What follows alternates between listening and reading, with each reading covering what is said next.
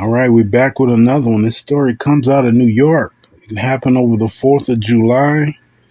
And let's get into this story. Driver who plowed into New York City 4th of July gathering in suspected DUI was a substance abuse counselor and author. This story is by Marlon Lathang and Miles Miller. Friday, July 5th, 2024. The driver of a pickup truck that fatally plowed into a group of revelers celebrating the 4th of July at New York City Park Thursday evening was a substance abuse counselor who penned a book on helping others overcome addiction, according to law enforcement sources.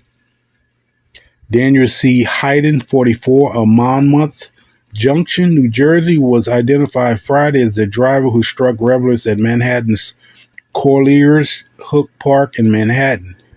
3 people were killed and 8 others were injured, 1 critically. New York Police Chief of Department Jeff Madry said Thursday responding officers did smell some alcohol, but we are still in the process of doing testing.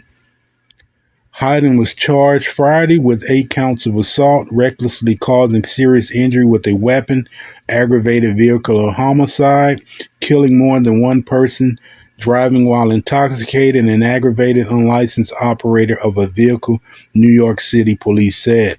Hayden had worked as a substance abuse counselor and was most recently working for residential treatment programs in Manhattan, according to his LinkedIn profile.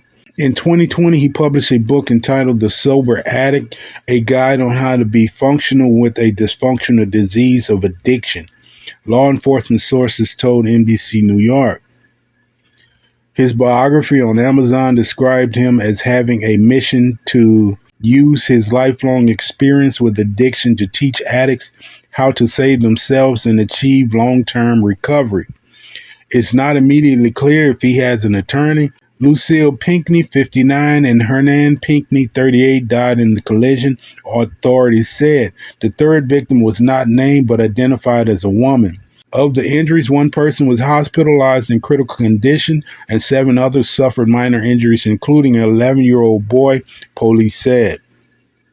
When the first responders arrived at the scene, they found the pickup truck on top of the 4 victims. Fire Department Assistant Chief of Operations Michael Myers said in a news conference Thursday. Michael Myers, huh? My goodness. Locals at the park removed the driver and made sure he didn't leave the scene until first responders arrived, officials said. Hayden was arrested at the scene and treated for head and facial lacerations. Police said he was not wearing seatbelt and he had a suspended license. He refused all testing as police noted there was a suspicion of impairment. Okay,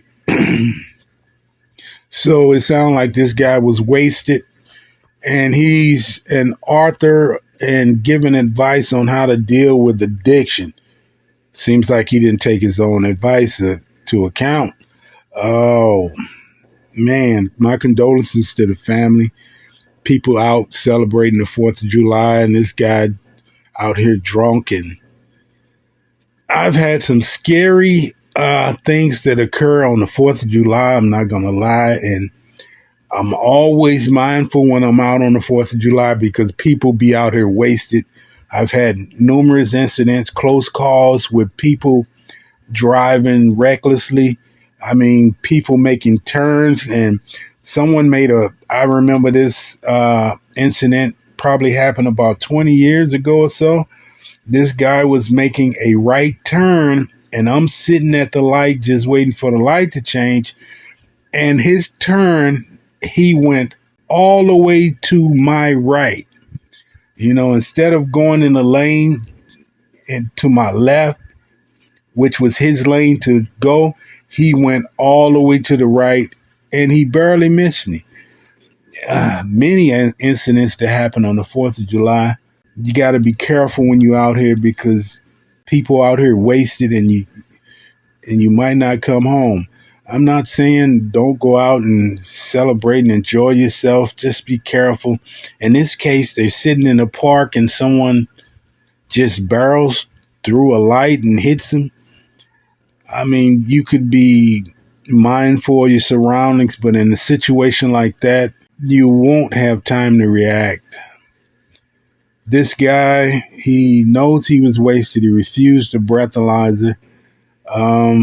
But I guess what they do is they take in account what the police witnessed or what they smelled on him. If the police get in court and say they smelled alcohol on him, well, that's going to suffice just the same as a breathalyzer. Yeah, this guy, he killed 3 people, 11-year-old boy injured. Man. You guys just be mindful during these times of the year where we have these celebrations.